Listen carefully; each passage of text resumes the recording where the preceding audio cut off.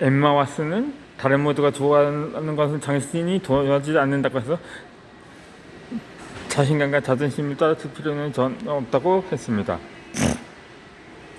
우리나라는 오래전부터 관계주의 문화를 형성하고 있습니다. 이 점심시간에도 팀장님이 짜장면 시키면 다른 팀원들도 모두 짜장면을 먹는 문화였고, 심지어 음식 선생님이 같은 것을 시키면 빨리 나오니 메뉴를 통일하라고 권유하기도 했습니다. 나의 선택이 의사는 상관없이 다른 사람의 견해에 따르는 문화성이 있다 보니 진짜 내 맘대로 할 수 있는 일이 스스로 선택을 만들고 있는 결정하는 일이 상대적 적은 사람은 것입니다.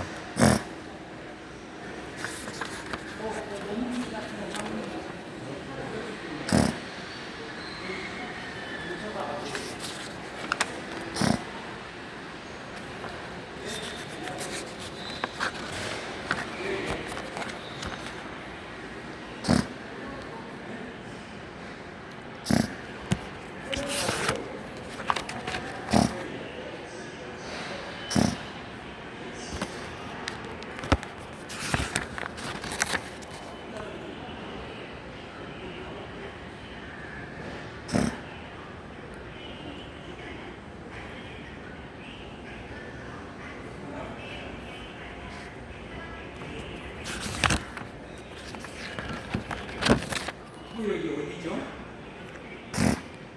북구역 어딘지 아십니까? 북구역.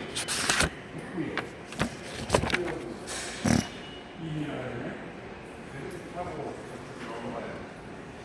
어디로 나가요? 아저씨, 들어가는 북구역이잖아요. 계단 올라가서 북구역이잖아요. 그 계단 올라가서 북구역이잖아요. 여기 나가요? 네, 북구역이죠.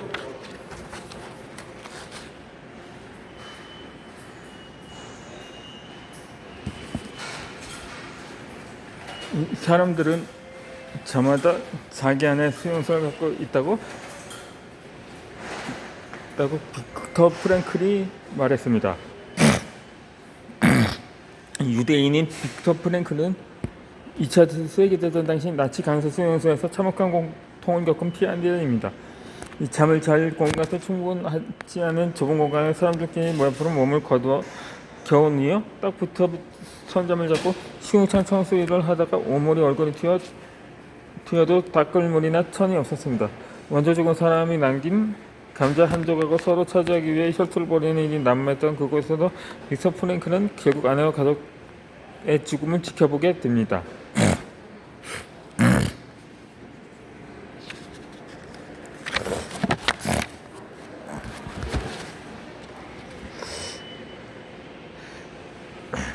이 셀 수 없이 많은 사람들이 수용소 안에서 죽어났고 살아있어서 삶의 의미를 잃은 채 하루하루를 겨우 연명했습니다. 전쟁이 끝나고 수용소에서 풀려난 빅터 프랭클은 자신의 경험을 담은 책으로 출판합니다. 우리나라에서는 죽음의 수용소에서라는 제목으로 출간되었지만 원제는 그럼에도 불구하고 삶을 살만하다고 말할 수 있다입니다. 극한의 상황 속에서 과연 무엇이 그를 살게 했을까요? 빅터 프랭클은 아무리 고통이 크더라도 삶의 의미를 찾아낸다면 이겨낼 수 있다고 말합니다. 그가 창시한 심리치료의 이름도 임의치료이니 그럴만합니다. 우리가 삶을 무의미함을 가장 크게 느낄 때는 나가야 할 목표와 희망을 잃어버렸을 때입니다. 목표가 없으니 우왕좌왕 방황을 하게 되고 곧 희망도 잃게 되는 것입니다. 목표와 이상을 잃어버린 이유는 실패를 경험해서가 아니라 자기 자신을 실패자로 규정하기 때문입니다. 목표를 조금 높게 잡았다가 실패하게 되면 실패감에 빠지는 것은 아주 자연스러운 현상입니다. 실패하기 때문에 화도 나도 우울해지는 건 괜찮습니다. 누구라도 중요한 목표에 실패하면서 그러한 감정을 느끼기 때문입니다. 그렇지만 그 위에도 계속해서 자기 자신을 깎아내밀어 스스로를 실패자로 규정짓는 것은 삶의 의미를 잃게 만드는 일입니다.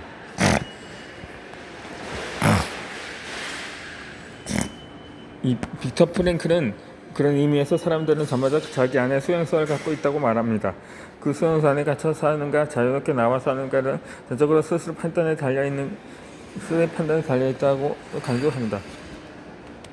우리가 한계에 부딪혔다고 생각할 때 그 한계는 우선은 우리 스스로가 만들어낸 것일 수 있다는 것입니다. 일례로 베니스터 이야기를 들을 수 있습니다. 그리스 아테네에서 제1회 올림픽이 열렸을 때 당시 유럽계나 과학계에서는 인간이 1마일인 1.6km를 4분 안에 들어올 수 있느냐에 대해 격렬한 논쟁을 벌였습니다. 학계에서는 스밀장과 허퍼가 파열되고 근육과 인재, 힘줄이 끊어지는 사태가 벌어질 것이라며 절대 불가능하다고 단언했습니다. 1마일 주파 세계 기록은 1864년 4분 50초에서 1949년 4분 1초까지 줄어들었지만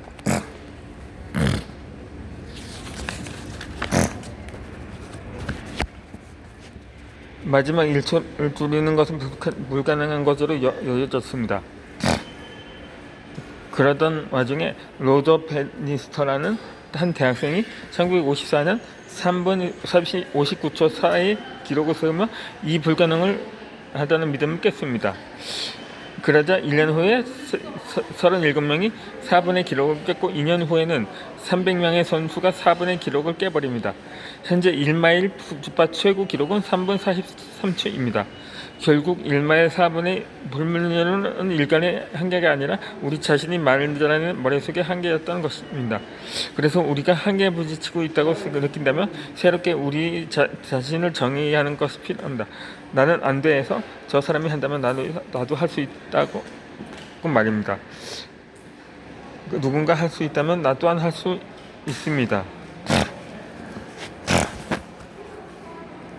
스트레스도 잘 걸리면 활력이 됩니다.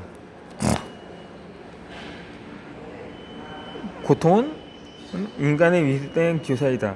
그 고통의 숨결 속에서 영혼은 발휘된다며 에센 바하가 말했습니다.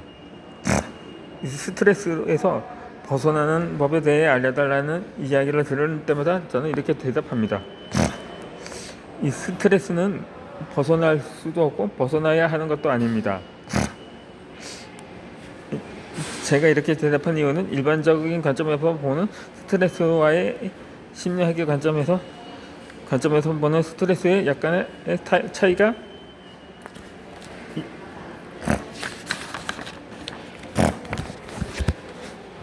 있기 때문입니다. 일반적으로는 스트레스를 범용의 근원이라 일상의 해악으로 여기지만 심리학에서는 스트레스를 단지 자극이나 긴장으로 정의합니다. 즉 스트레스는 자체는 죄가 없다는 것입니다. 그렇다면 과연 무엇이 문제일까요? 이 스트레스를 원인으로 하는 여러 가지 문제를 다루기 위해서 스트레스에 대한 관점 변화가 우선시 되어야 합니다. 우리가 평소에 스트레스에 부묘하는 부정적인 이미지를 구분하는 것이 첫 번째입니다. 이 심리학에서는 스트레스를 크게 두 가지로 나눕니다. 고통을 주고 우울을 부활한 좌절감 같은 신체적 정신적인 문제를 일으키는 디스트레스와 적당한 긴장을 통해서 생활의 활력을 불어넣고 창의력과 생산력을 높여주는 유스트레스입니다. 우리가 평상시에 말하는 스트레스는 디스트레스를 가리킵니다. 이 디스트레스는 벗어나야 하는 것이 아니라 관여해야 하는 대상입니다. 이 스트레스는 몸무게와 같습니다. 저체중 상태에서는 스트레스가 너무 없는 상태에서는 오히려 활력이 떨어지고 무기력해지며 삶의 동기도 저하해집니다. 반대로 과체중 상태처럼 스트레스가 너무 많으면 항상 긴장 상태로 불안감을 느끼며 불면증과 같은 증상을 보이기도 합니다. 따라서 스트레스는 적정 체중처럼 어느 정도 삶의 활력을 불어넣으며 생산적으로 날로 움직이는 동력이 될 수 있도록 관리해야 하는 대상인 것입니다.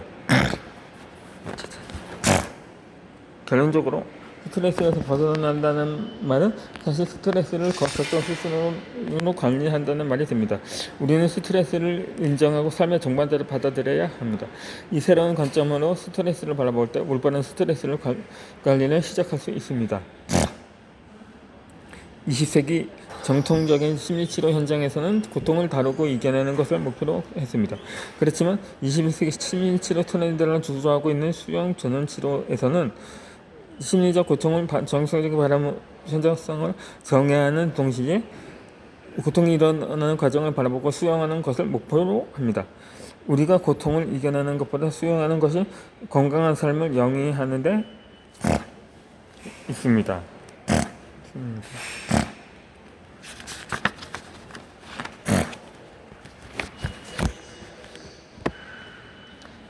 있습니다.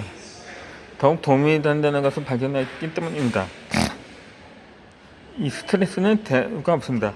우리에게 스트레스를 바라보는 평행된 관점이 있는 것뿐입니다. 보다 보면 꼭 유연한 관점으로 스트레스를 적당히 관리하게 되면 스트레스는 삶의 활력과 에너지를 불어주는 고마운 뒤짐돌이 되어줄 것입니다. 완벽한 나에서 솔직한 나로 변화됩니다. 이 완벽한 사람이 아닌 솔직한 사람이 되라고 앤드류 벤스트스가 말했습니다. 저는 대학교 시절 완벽주의가 심했습니다. 완벽주의를 철저히 지키며 살았기 때문에 주변에는 모범생이라든가 완벽하다는 등의 소리를 종종 들었습니다. 처음에는 그것이 추진력을 발휘할 수 있는 큰 동기가 되었습니다. 공부도 열심히 하게 되고 취미 활동에 더 적극적이었고 조금이라도 부족한 점이 있으면 바로 보완하려고 노력했습니다. 모두 완벽한 나 자신이 되기 위한 열정과 노력이라고 무척 의심치 않았습니다. 그런데 어느 순간부터 이 완벽함이라는 기준이 저를 옥죄기 시작했습니다.